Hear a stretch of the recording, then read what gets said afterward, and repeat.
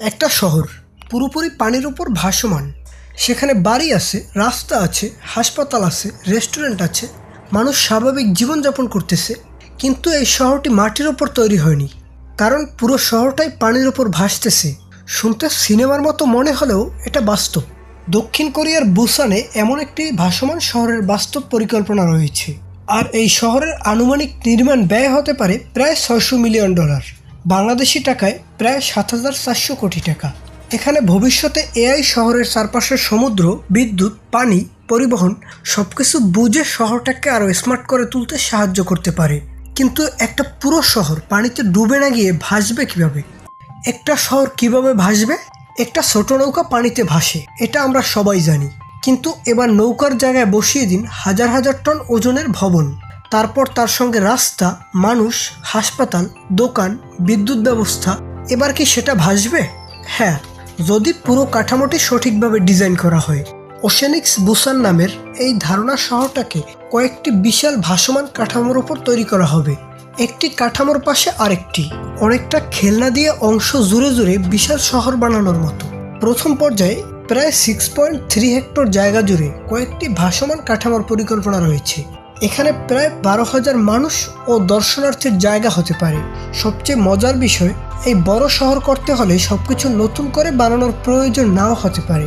নতুন ভাসমান অংশ যোগ করে শহরটাকে আরও বড় করা যেতে পারে। সমুদ্র যদি শহরটাকে উল্টে দিতে চায়। শহরে রাত, সবাই ঘুমিয়ে আছে, হঠাৎ সমুদ্রের ঢেউ বাড়তে শুরু করলো, বাতাসের গতি বাড়ছে, দূরে তৈরি হচ্ছে ভয়ঙ্কর ঝড়। স্থলভাগের একটা শহরে মানুষ হয়তো জানালা বন্ধ করবে, কিন্তু এখানে শহরের নিচেই সমুদ্র।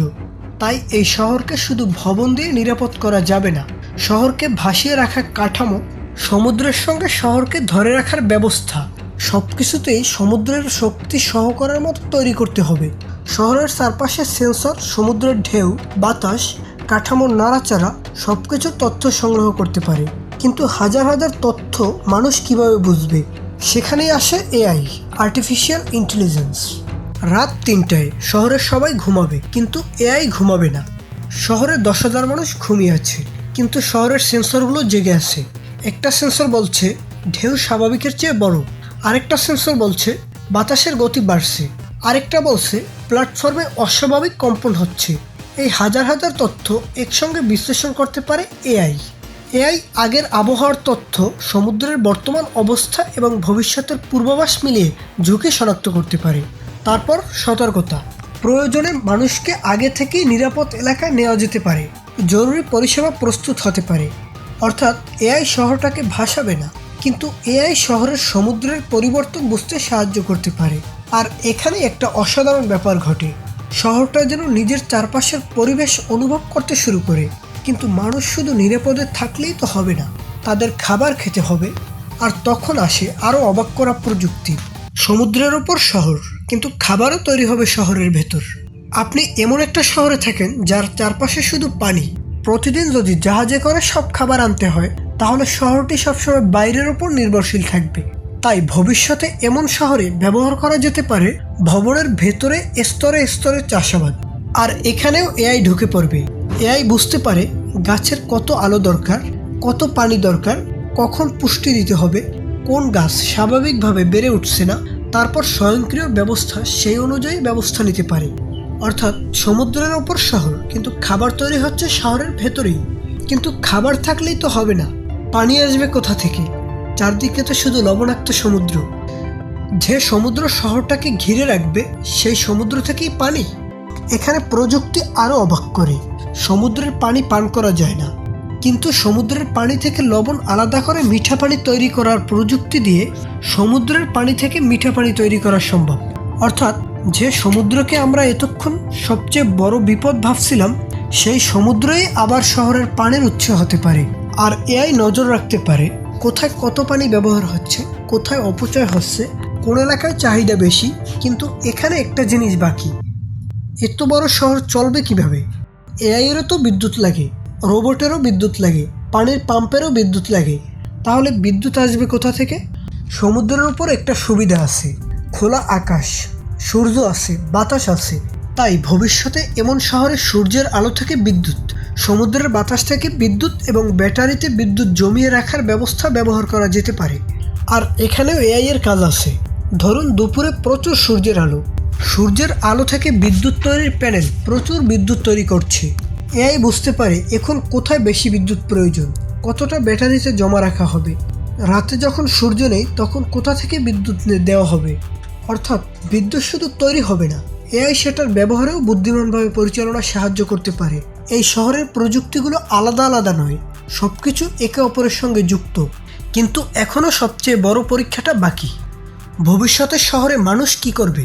একটা স্মার্ট শহরে মানুষ সব কাজ করবে না, কিছু কাজ করবে রোবট শহর পরিষ্কার করতে পারে, কৃষির অনেক কাজ স্বয়ংক্রিয়ভাবে করতে পারে, রোবট ভবনের কোথাও সমস্যা আছে কিনা সেটাও পরীক্ষা করতে পারে, চালক ছাড়াই চলা গাড়ি মানুষকে এক জায়গা থেকে অন্য জায়গায় নিয়ে যেতে পারে।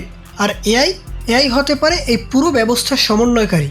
শহরে হাজার হাজার যন্ত্র যখন একসঙ্গে কাজ করবে, এআই তাদের কাছ থেকে পাওয়া তথ্য বুঝে পুরো ব্যবস্থাকে আরও সুন্দর ও দক্ষভাবে চালাতে সাহায্য করতে পারে। অর্থাৎ ভবিষ্যতের এই শহরে মানুষ একা কাজ করবে না, মানুষ, এআই আর রোবট তিনজন মিলে তৈরি করবে নতুন ধরনের নগর জীবন। কিন্তু এত বড় স্বপ্ন বাস্তবায়ন করতে গেলে সামনে আসবে সবচেয়ে কঠিন প্রশ্ন, এই শহর বানাতে কত টাকা লাগবে? এটা কি ভবিষ্যতের শহর নাকি বিলিয়ন ডলারের ঝুঁকি?